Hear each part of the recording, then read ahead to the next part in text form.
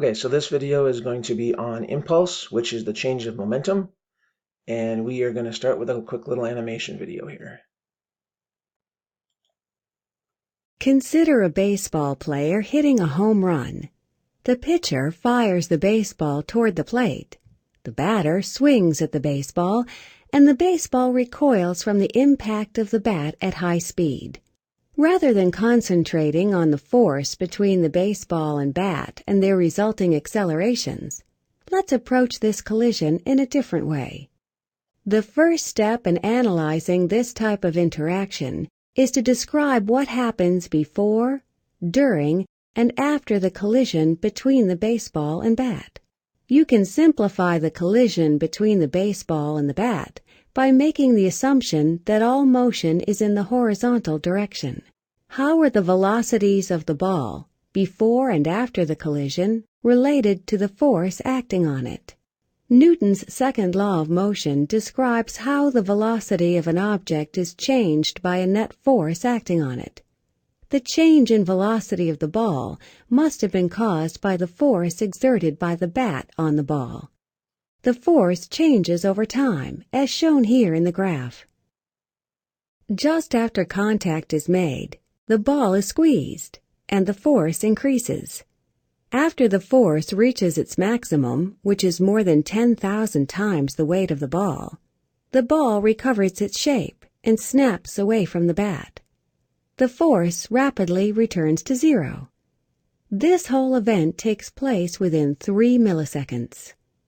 How can you calculate the change in velocity of the baseball?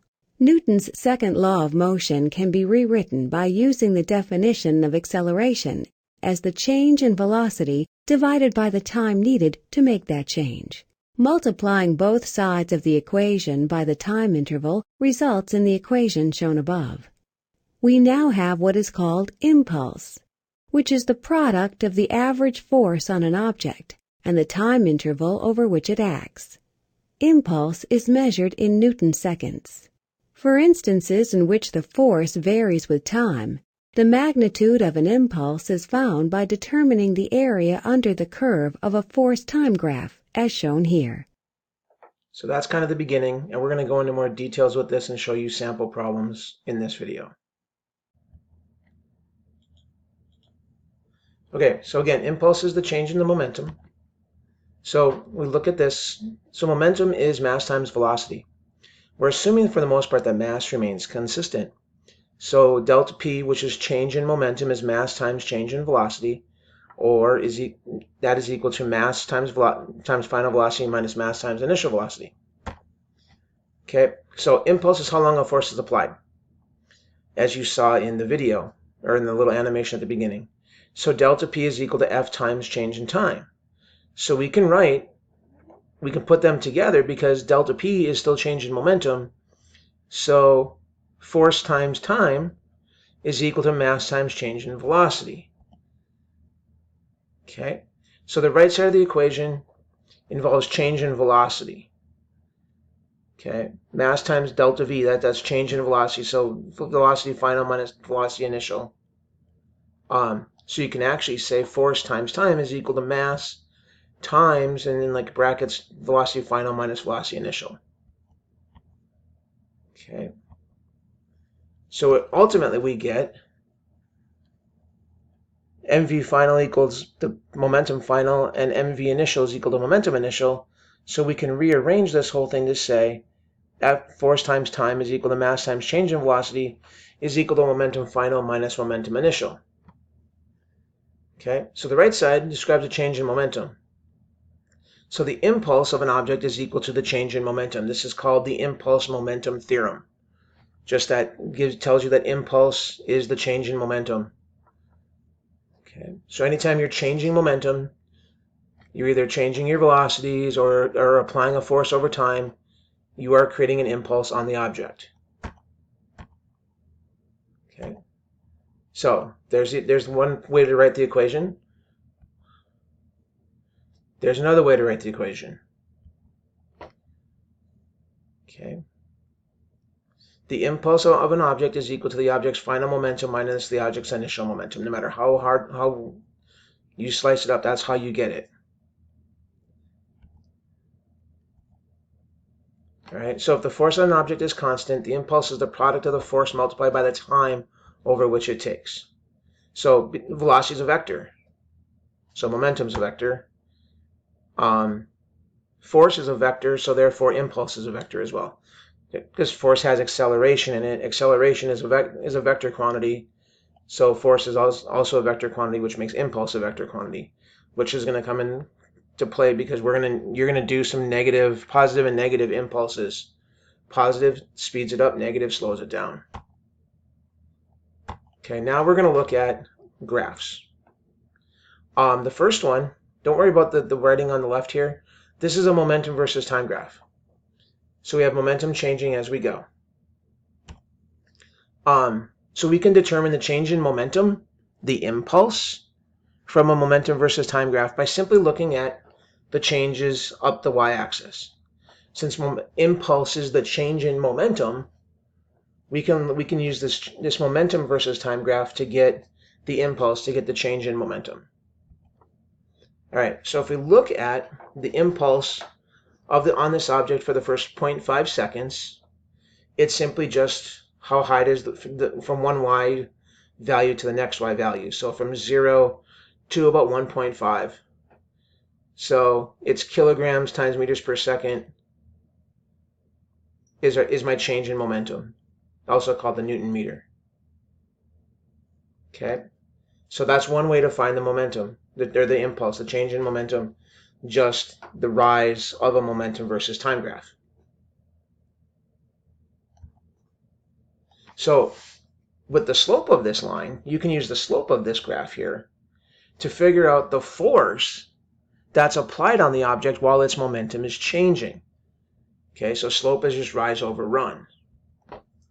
Okay, so determine the force applied from t equals 1 to t equals 2 seconds. We're going to figure out the slope of this line.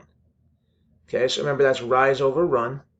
Okay, the rise, it ends about 14.2 and it starts about 2.5. So we subtract 5.2 minus 2.5 and you get about 2.7 kilograms times meters per second is the rise. The run is from 1 to 2 is 1 second. So the force applied on this, which as you saw, it was like the force times change in time. The force is the slope of the line.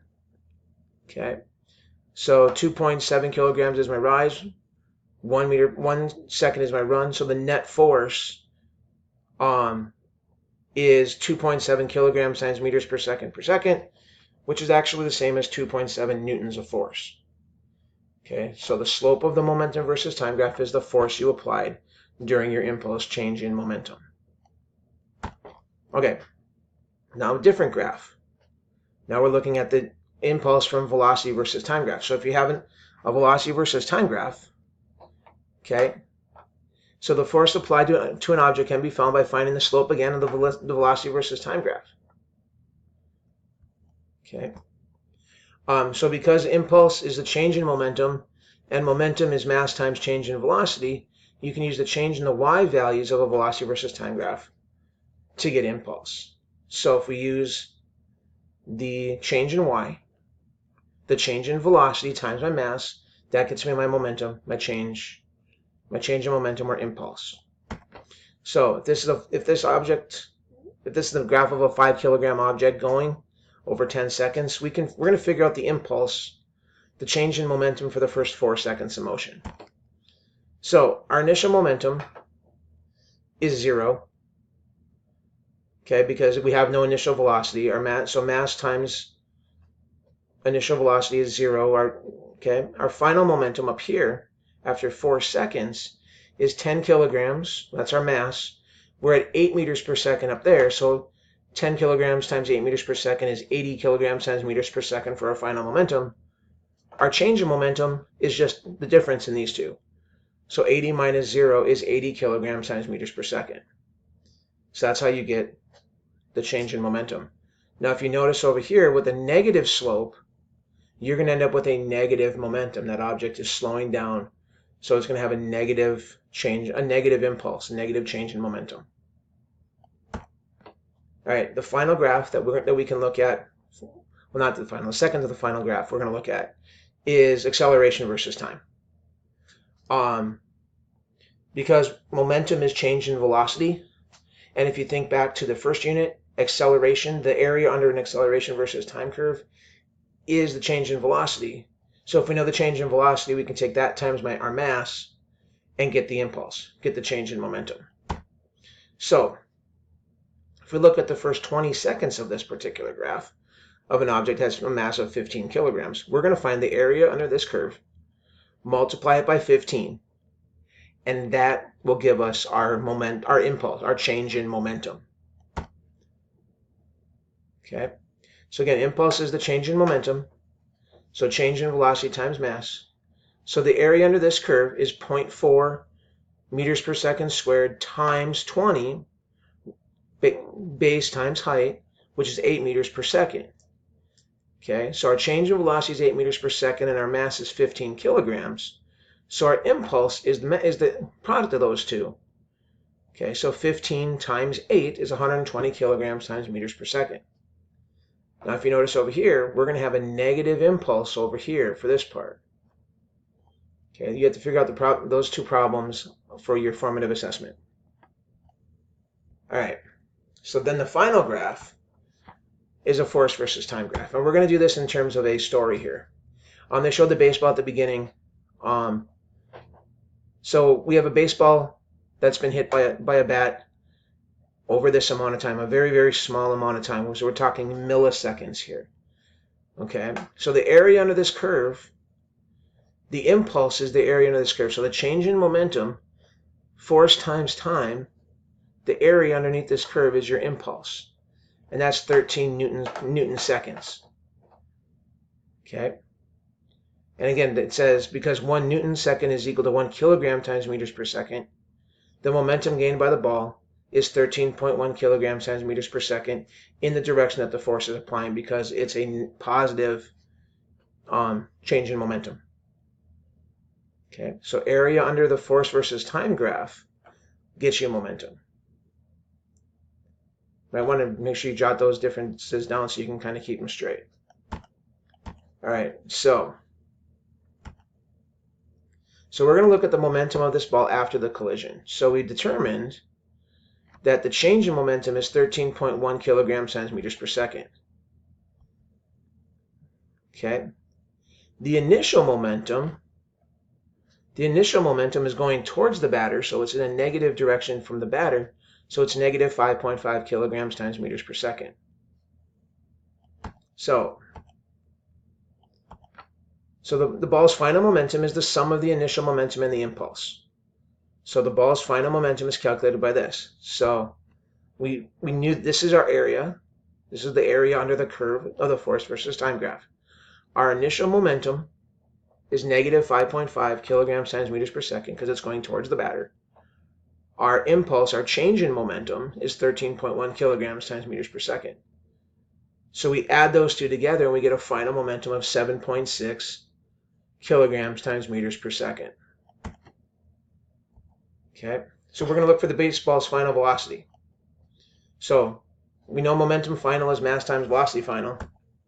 So if we rearrange the momentum equation, momentum is mass times velocity. So velocity is momentum divided by mass. We can get our final velocity to be this. Okay. Now, think about this in terms of impulse and how you actually use this. All right, so if you come to a stop, okay, you're coming to a change in momentum, okay, and the longer you can draw out the time that force is applied, the less force you're going to have at any given moment.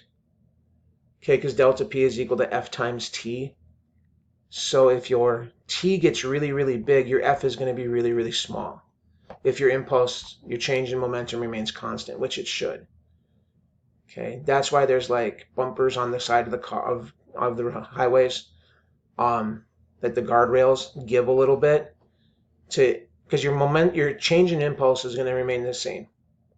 You're going to go from a certain speed to stop. Okay.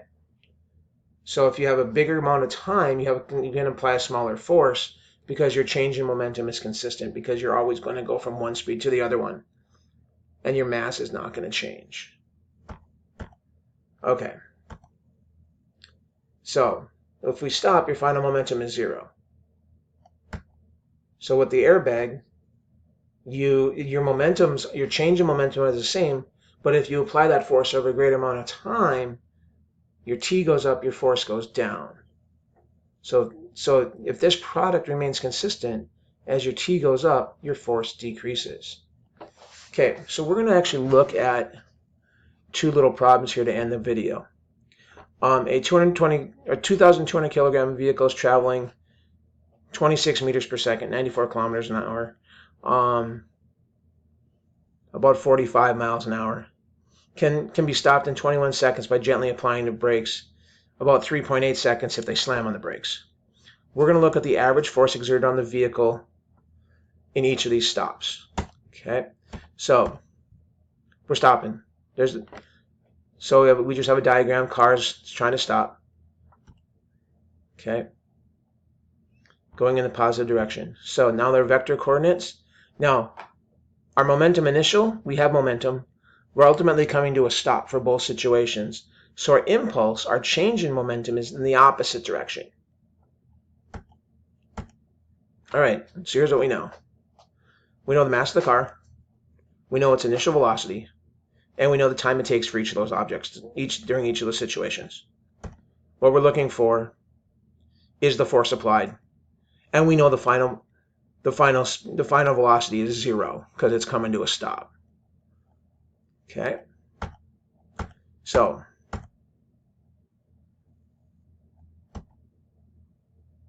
before the incident, we're finding our initial momentum, because it's going to be the same for everything because the car is going at a certain speed. The mass of the car times the velocity of the car gets us the momentum of the car. 2,200 kilograms times 26 meters per second gets us 5.7 times 10 to the 4th kilograms times meters per second. So that's our initial momentum. Okay. All right. So our final momentum is 0. Okay. So now we're going to use the impulse momentum theorem, to figure out the braking force applied on the vehicle over these two given times. Okay, so P final and P initial are going to be the same. Okay.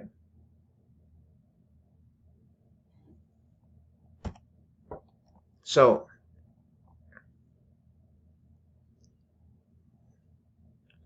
we have our initial momentum.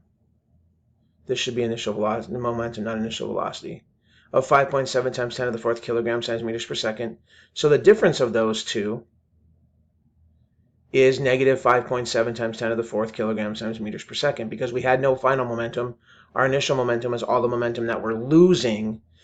So our change in momentum is negative 5.7 times 10 to the 4th, which means that our force times time is that momentum.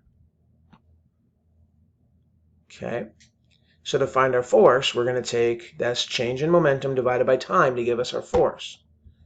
And because we know for the gentle braking, it says it takes about 21 seconds to change all that momentum, we divide 5.7 times 10 to the 4th divided by 21. You get negative 2.7 times 10 to the 3rd, or negative 27,000 newtons. And hard braking, negative 5.7 times 10 to the 4th divided by 3.8 gets us 1.5 times 10 to the 4th, so 150,000 newtons. So a power of 10 difference force applying to that car to slam the brakes. Okay, because you apply it over a shorter amount of time, to make that same amount of momentum change, you have to apply a bigger force to get that bigger change in momentum, to get that same change in momentum. Okay, so again, the force is in the opposite direction, so it's going to be negative. And when we look at those numbers again, the smaller the time interval, the more force you have to apply. That's the video for this session. Answer the questions below, and make sure you put any questions you have on the bottom of the form. Thank you very much.